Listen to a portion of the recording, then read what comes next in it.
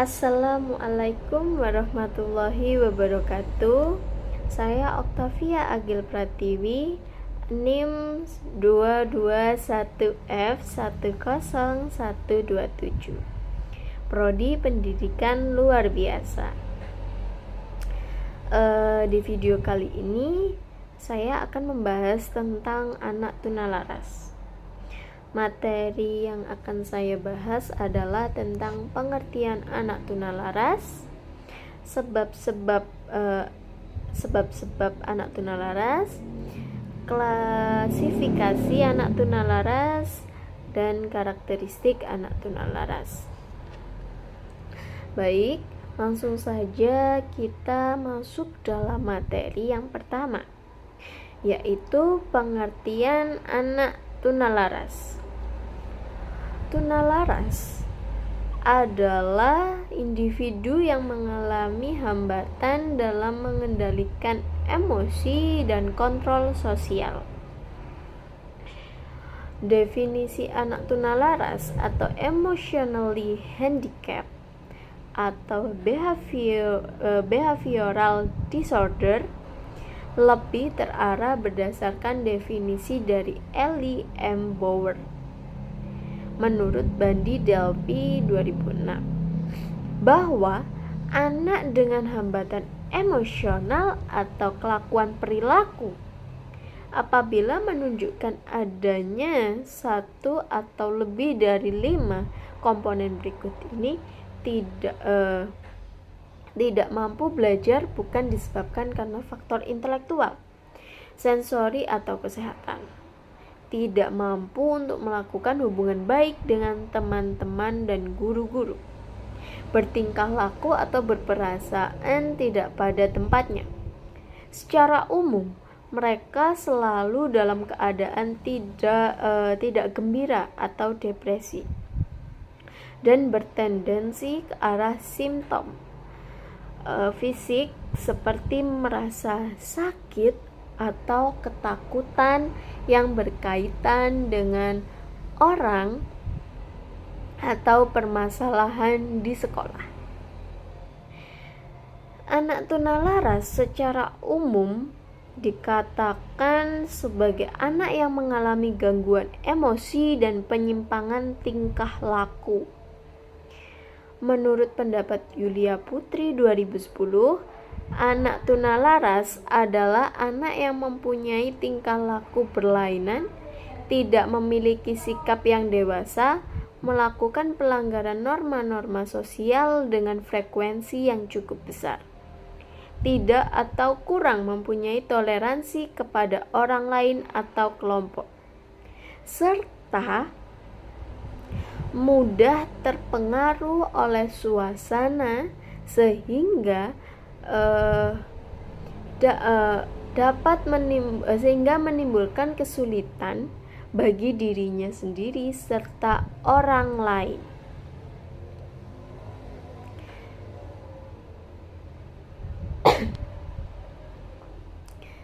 Menurut Tamsik Udin dan Tejaningsih 1998, anak yang mengalami hambatan dalam perkembangan sosial atau emosinya sehingga dimanifestasikan lewat tingkah laku norma hukum, sosial, agama yang berlaku di lingkungannya dengan frekuensi yang cukup tinggi, akibat perbuatannya dapat merugikan diri sendiri dan lingkungan sekitarnya, sehingga mereka memerlukan layanan pendidikan khusus untuk mengembangkan potensinya seoptimal mungkin dan dapat hidup di tengah-tengah masyarakat dengan baik.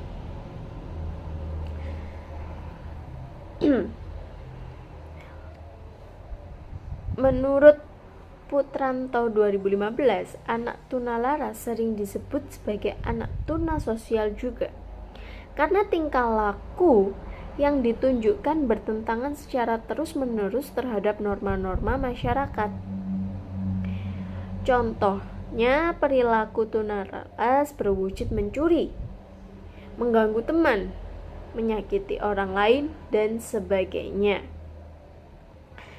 Menurut Suciati Sumantri 2007 menjelaskan bahwa anak tunalaras adalah anak yang mengalami gangguan atau hambatan emosi dan berkelainan tingkah laku, sehingga kurang dapat menyesuaikan diri dengan baik terhadap lingkungan keluarga, sekolah, dan masyarakat. Anak tunalaras kadang-kadang tingkah laku tidak mencerminkan kedewasaan dan suka menarik diri dari lingkungan, sehingga merugikan dirinya sendiri dan orang lain, dan bahkan kadang merugikan di segi pendidikannya. Anak tunalaras juga sering disebut anak tunasosial karena tingkah laku anak tunalaras menunjukkan penentangan. Berdasarkan beberapa pendapat di atas, dapat disimpulkan bahwa anak tunalaras adalah anak yang mengalami gangguan emosi dan penyimpangan tingkah laku, serta kurang dapat menyesuaikan diri dengan lingkungannya, baik di dalam keluarga, di dalam sekolah, maupun masyarakat. Anak tunalaras juga mempunyai kebiasaan melanggar norma dan nilai kesusilaan maupun sopan santun yang berlaku dalam kehidupan sehari-hari, termasuk sopan santun dalam berbicara maupun bersosialisasi dengan orang lain. Masuk ke materi yang kedua, sebab-sebab anak menjadi tunalaras. Sebab-sebab anak menjadi tunalaras secara garis besarnya dapat dikelompokkan menjadi 3 kelompok. Di antaranya, yang pertama, faktor psikologis, gangguan tingkah laku yang disebabkan terganggunya faktor psikologis. Terganggunya faktor psikologis biasanya diwujudkan dalam bentuk tingkah laku dan menyimpang, seperti abnormal fixation, agresif, regressive, resignation, dan concept of discrepancy. Yang kedua, faktor psikososial, gangguan tingkah laku yang tidak hanya disebabkan oleh adanya frustrasi, melainkan juga ada pengaruh dari faktor lain, seperti pengalaman masa kecil yang tidak atau kurang menguntungkan perkembangan anak. Yang ketiga, faktor psikologis, gangguan tingkah laku yang disebabkan terganggunya proses aktivitas organ-organ tubuh sehingga tidak atau kurang berfungsi sebagaimana mestinya, seperti terganggu atau adanya kelainan pada otak, hyperthyroid, dan kelainan syaraf motoris. Penyebab ketunalarasan menurut Suciati Sumantri 2007 meliputi yang pertama, kondisi atau keadaan fisik. Masalah kondisi atau keadaan fisik dalam kaitannya dengan masalah tingkah laku disebabkan oleh disfungsi kelenjar endokrin yang dapat mempengaruhi timbulnya gangguan tingkah laku atau dengan kelenjar endokrin berpengaruh terhadap respon emosional seseorang. Disfungsi kelenjar endokrin merupakan salah satu penyebab timbulnya kejahatan. Kelenjar endokrin ini mengeluarkan hormon yang mempengaruhi tenaga seseorang. Bila secara terus-menerus fungsinya mengalami gangguan, maka dapat berakibat terganggunya perkembangan fisik dan mental, seseorang, sehingga akan berpengaruh terhadap perkembangan wataknya. Yang kedua, masalah perkembangan. Setiap memasuki fase perkembangan baru, individu dihadapkan pada berbagai tantangan atau krisis emosi. Anak biasanya dapat mengatasi krisis emosi ini jika pada dirinya tumbuh kemampuan baru yang berasal dari adanya proses kematangan yang menyertai perkembangan. Apabila ego dapat mengatasi krisis ini, maka perkembangan ego yang matang akan terjadi sehingga individu dapat menyesuaikan diri dengan lingkungan sosial atau masyarakat. Sebaliknya, apabila individu tidak berhasil menyelesaikan masalah tersebut, maka akan menimbulkan gangguan emosi dan tingkah laku. Adapun ciri yang menonjol yang nampak pada masa kritis ini adalah sikap yang menentang dan keras kepala. Yang ketiga, lingkungan keluarga.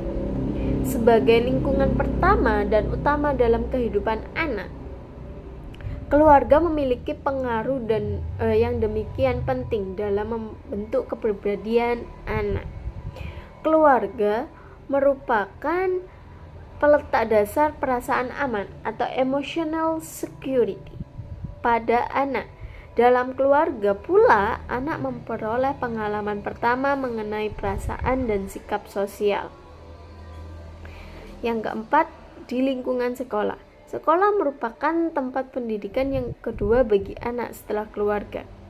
Sekolah tidak hanya bertanggung jawab terhadap bekal ilmu pengetahuan, tetapi bertanggung jawab juga terhadap pembinaan kepribadian anak didik sehingga menjadi seorang individu dewasa. Timbulnya gangguan tingkah laku yang disebabkan lingkungan sekolah antara lain berasal dari guru sebagai tenaga pelaksana pendidikan dan fasilitas penunjang yang dibutuhkan anak didik. Lingkungan yang kelima adalah lingkungan masyarakat. Di dalam lingkungan masyarakat juga terdapat banyak sumber yang merupakan pengaruh negatif yang dapat memicu munculnya perilaku menyimpang. Sikap masyarakat yang negatif ditambah banyak hiburan yang tidak sesuai dengan perkembangan jiwa anak merupakan sumber terjadinya kelainan tingkah laku. Selanjutnya, berdasarkan pendapat mengenai sebab-sebab terjadinya ketunalarasan pada anak dapat ditegaskan, dapat disimpulkan, dapat dijelaskan bahwa faktor-faktor seperti masalah perkembangan pada anak, pola pengasuhan pada anak di lingkungan rumah dan sekolah tidak sesuai dengan norma-norma kebaikan dan perilaku yang menyimpang merupakan penyebab anak memiliki perilaku yang cenderung mengalami gangguan emosi dan perkembangan fisik dan mental yang terganggu. Selanjutnya, klasifikasi anak tunalaras. Dilihat dari gejala gangguan tingkah laku anak tunalaras dapat dikelompokkan menjadi dua bagian. Yang pertama, socially maladjusted children, yaitu anak-anak yang terganggu aspek sosialnya. Kelompok ini menunjukkan tingkah laku yang tidak dapat menyesuaikan diri dengan baik menurut ukuran norma-norma masyarakat dan kebudayaan setempat, baik di rumah, di sekolah, atau di masyarakat luas.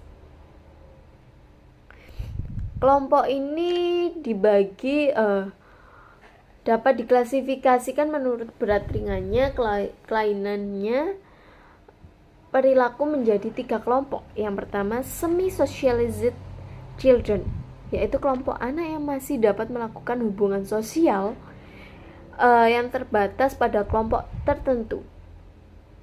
Yang kedua, socialist primitive children, yaitu anak yang dalam perkembangan sikap-sikap sosialnya sangat rendah yang disebabkan tidak adanya bimbingan dari kedua orang tua pada masa kecil. Yang ketiga, unsocialized children, yaitu kelompok anak-anak yang mengalami hambatan dalam perkembangan dan penyesuaian sosial yang sangat berat. Kelompok yang kedua, klasifikasi kelompok yang kedua adalah emotionally disturbed children, yaitu kelompok anak-anak yang terganggu perkembangan emosinya. Kelompok ini menunjukkan adanya ketegangan batin, menunjukkan kecemasan, penderita neurotis atau bertingkah laku psikotis. Menurut berat ringannya gangguan perilaku, kelompok ini dapat dibagi menjadi 3 bagian, yaitu yang pertama, gangguan jiwa psikotik, yaitu tipe yang terberat yang sakit jiwanya. Yang kedua, psikoneurotik, yaitu kelompok yang terganggu jiwanya jadi lebih ringan dari psikotik. Yang ketiga, gangguan psikosomatis, yaitu kelompok anak-anak yang terganggu emosi sebagai akibat adanya tekanan mental, gangguan fungsi reinforcement dan faktor-faktor lainnya.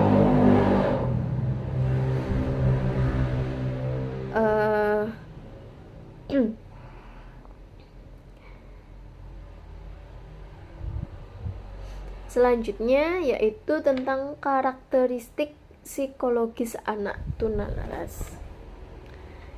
Karakteristik anak tunalaras menurut Rusli Ibrahim 2005 sebagai berikut. Yang pertama, intelijensi dan prestasi akademis.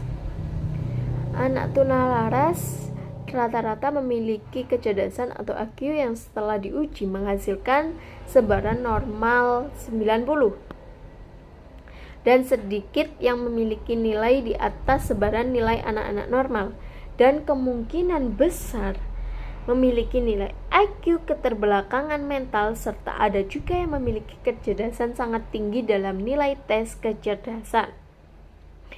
Yang kedua, persepsi dan keterampilan motorik. Anak tunalaras sulit melakukan aktivitas yang kompleks, merasa enggan dalam aktivitas, malas, dan merasa tidak mampu dalam melakukan aktivitas jasmani. Keterampilan motorik sangat menunjang bagi pertumbuhan dan perkembangan individu di samping keuntungan lain, serta perkembangan sosial, kemampuan berpikir, dan kesadaran persepsi. Oleh karena itu, disinilah penting letaknya pembelajaran pendidikan jasmani, seperti permainan sepak bola bagi anak tunalaras. Karakteristik anak tunalaras yang dikemukakan Hallahan dan Kaufman 1986 berdasarkan dimensi tingkah laku anak tunalaras adalah sebagai berikut. Yang pertama, anak yang mengalami gangguan perilaku. Contohnya, berkelahi, memukul, menyerang, ya.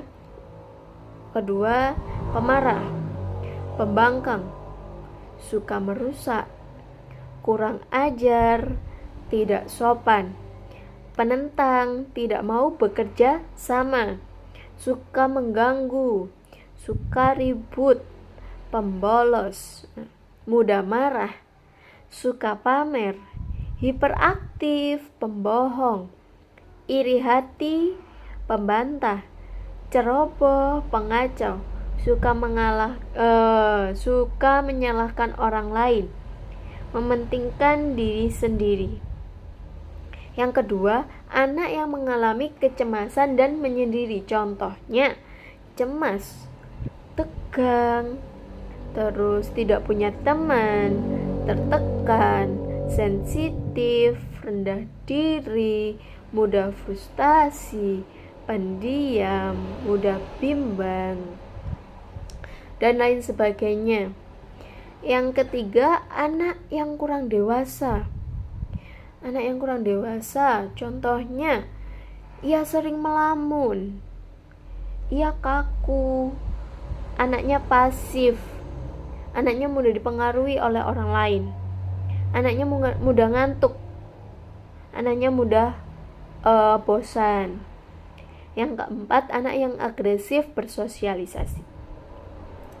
Anak yang mempunyai yang pertama, anak yang mempunyai komplotan jahat, seperti geng-geng anak yang berada di jalanan. Tapi tidak semuanya anak jalanan itu komplotan jahat, ya. Yang kedua, berbuat onar bersama komplotannya. Yang ketiga, membuat geng. Nah, yang keempat, anak suka di luar rumah sampai larut malam. Yang kelima, anak suka bolos sekolah. Anak suka pergi-pergi dari rumah. Selain karakteristik tersebut, berikut ini karakteristik yang berkaitan dengan segi akademik, sosial atau emosional, dan fisik atau kesehatan anak tunalaras.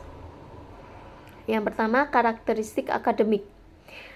Kelainan perilaku mengakibatkan penyesuaian sosial dan sekolah yang buruk. Akibatnya, dalam belajarnya memperlihatkan ciri-ciri sebagai berikut. Yang pertama, hasil belajar di bawah rata-rata. Yang kedua, sering berurusan dengan guru BK atau bimbingan konseling. Yang ketiga, anak tidak naik kelas. Yang keempat, sering membolos. Yang kelima, anak sering melakukan pelanggaran, baik di sekolah maupun di masyarakat. Selanjutnya, karakteristik sosial atau emosional. Karakteristik sosial atau emosional tunalaras dapat dijelaskan sebagai berikut. Yang pertama, karakteristik sosial. Masalah yang menimbulkan gangguan bagi orang lain. Pertama, perilaku itu tidak diterima masyarakat. Biasanya melanggar norma-norma budaya. Yang kedua, perilaku itu bersifat mengganggu dan dapat dikenai sanksi oleh kelompok sosial. Yang ketiga, perilaku itu ditandai dengan tindakan agresif. Tanda-tandanya sebagai berikut. Anak tidak mengikuti aturan. Kedua, anak bersifat mengganggu. Ketiga, bersifat membangkang dan menentang. Anak suka membangkang dan menentang. 4. Anak tidak dapat atau tidak bisa diajak bekerja sama. Nah, selanjutnya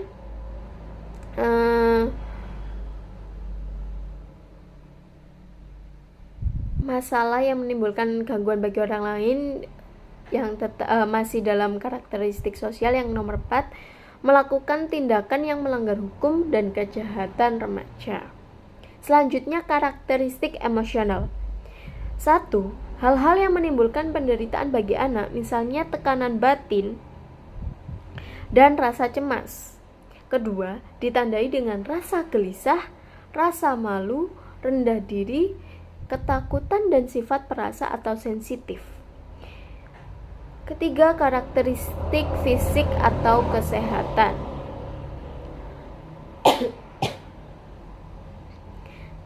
Pada anak tunalaras, umumnya masalah fisik atau kesehatan yang dialami berupa gangguan makan, gangguan tidur, atau gangguan gerakan.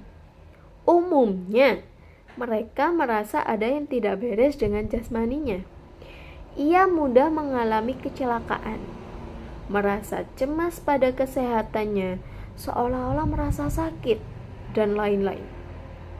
Kelainan lain yang berupa fisik yaitu gagap, buang air, tidak terkontrol, sering mengompol, dan lain-lain. Jadi dari karakteristik yang saya sebutkan tadi, secara dapat disimpulkan Karakteristik memiliki intinya, memiliki yaitu anak dari karakteristiknya anak intelijensinya dan prestasi akademisnya, persepsi dan keterampilan motorik, dan